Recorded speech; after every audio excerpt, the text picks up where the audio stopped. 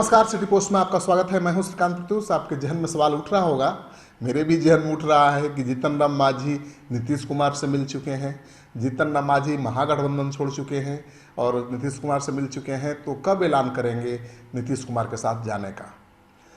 आपको पता है कि महागठबंधन छोड़ने के बाद जीतन राम मांझी ने नीतीश कुमार से मुलाकात की, लेकिन उसके बाद भी कोई बड़ा ऐलान नहीं किया। फिर 2 तारीख को उनकी बैठक थी तीसरे मोर्चे के साथ, लेकिन बैठक के ठीक पहले पटना से वो निकल गया। मतलब तीसरे मोर्चे के साथ बातचीत नहीं करना चाहते थे। दरअसल जब बात जेडीयू के साथ हो गई है तो फिर तीसरा मोर्चा से बात करने का कोई मतलब नहीं है, उनके पार्टी के सूत्र यही बता रहे हैं। लेकिन सबसे बड़ा सवाल कि क्या जीतन राम मांझी जेडीयू के साथ मर्ज करने को तैयार हो गए हैं अपनी पार्टी। आपको याद होगा कि जीतन राम मांझी ने नीतीश कुमार से मुलाकात के बाद सिटी पोस्ट के साथ खास बातचीत में कहा था कि पार्टी के मर्जर का सवाल ही नहीं उठता है। उनका अलायंस हो सकता है तीसरे मोर्चे के साथ भी और जेडीयू के साथ भी। उनकी बात तीसरे मोर्चे से भी चल रही है, जेडीयू से भी चल रही है, लेकिन पार्टी के मर्जर की बात नहीं है। तो जीतन राम मांझी अपनी पार्टी बचाए रखना चाहते हैं, अपनी पार्टी को किसी भी पार्टी में मर्ज करने को तैयार नहीं है, और यही वजह है कि पेच फंस गया है।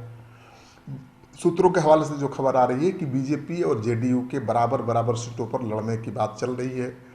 ये फार्मूला लगभग तय हो गया है कि बीजेपी जेडीयू बराबर बराबर सीटों पर लड़ेगी। ऐसे में जेडीयू जीतन राम मांझी को अलग से सीट देने की स्थिति में है नहीं, क्योंकि बराबर बराबर सीटों पर एलजेपी को सीट देने के बाद बीजेपी जेडीयू लड़ रहा है। इसका मतलब है कि 102 सीटें बीजेपी के खाते में आएंगी और 102 सीटें जेडीयू के खाते में आएंगी। ऐसे में भला नीतीश कुमार 10 सीटें कैसे दे पाएंगे जीतन राम मांझी को।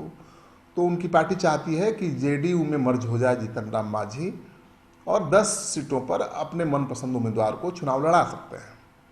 लेकिन जीतन राम मांझी इसके लिए मानसिक रूप से अभी तैयार नहीं है और इसीलिए उन्होंने पटना छोड़ दिया है। वो अब गया में गए हैं, वहाँ पर अपने लोगों के बीच बैठेंगे, विचार मंथन करेंगे और मानकर चलिए कि 10 तारीख तक कुछ होने वाला नहीं है।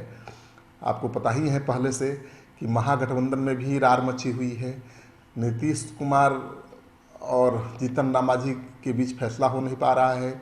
महागठबंधन में रार मची हुई है। कांग्रेस पार्टी 80 सीटें मांग रही है, वहाँ पर बातचीत आगे नहीं बढ़ पा रही है। आरएलएसपी के साथ तेजस्वी यादव बातचीत नहीं कर रहे हैं और जिस तरह से मुकेश सहनी 25 से ज़्यादा सीटों की मांग पर अड़े हुए हैं, वो दुहाई दे रहे हैं कि उससे कम सीटों पर अगर उनकी पार्टी चुनाव लड़ेगी तो उनकी मान्यता खत्म हो जाएगी। तो ऐसा वो कतई नहीं कर सकते हैं। तो तेजस्वी यादव पर भी दबाव बहुत ज़्यादा हो गया है। कैसे कांग्रेस को 80 सीटें दें, कैसे मुकेश सहनी को 25 से ज़्यादा सीटें दें, उपेंद्र कुशवाहा को कैसे रखा जाए, ये बहुत बड़ी चुनौती बन गई है। तो सबसे बड़ी खबर आपको बता रहे हैं कि जीतन राम मांझी पटना छोड़ चुके हैं, वो गया में हैं और इसकी ठोस वजह है कि उनके सामने जेडीयू ने उनके पार्टी के मर्जर का प्रस्ताव रख दिया है। और आपको पिछले वीडियो में हम बता ही चुके हैं कि एलजेपी ने बीजेपी ने मिलकर जो सीटों के बंटवारे का फार्मूला बनाया है, तैयार किया है, उसके अनुसार 102 सीटों पर बीजेपी लड़े, 102 सीटों पर जेडीयू लड़े और बाकी 39 सीटों पर एलजेपी लड़ेगी। अगर ऐसा नहीं हुआ तो एलजेपी अकेले चुनाव मैदान में उतरने को तैयार है। तो एलजेपी ने बड़े मजबूती के साथ बीजेपी को ये संदेश दे दिया है कि बीजेपी के साथ एलजेपी खड़ी है, केंद्र में एलजेपी बीजेपी के साथ खड़ी रहेगी। लेकिन अगर उसे इतनी सीटें नहीं मिलेगी तो अकेले चुनाव मैदान में उतरेगी, नीतीश कुमार के खिलाफ चुनाव प्रचार करेगी, नीतीश कुमार पर हमला बोलेगी और बीजेपी की तारीफ करेगी।